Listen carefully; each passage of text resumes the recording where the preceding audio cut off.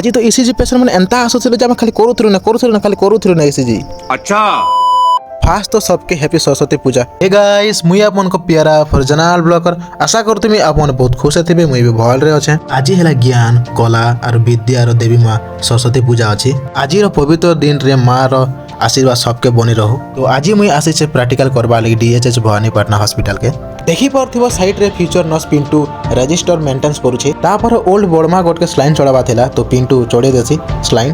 तापर स्टार्ट हे जैसे ECG patient मने आसबाटा। तो आम ईसीजी करसु पेशेंट मनटा गोटे गोटे करी गोटे पेशेंट तो करेंट फरेंट नहीं मारे तो हो कैसी एंता तो नहीं हो नहीं मारे बोली कोई देसी मुई ईसीजी कला पर एडमिशन हला पेशेंट गोटे पेंटू पाजल देवा थिला हेडले पिंटू दी देसी।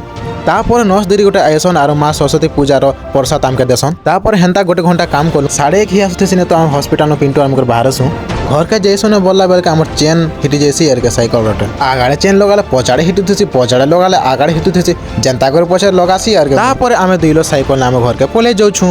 Tata bye bye guys.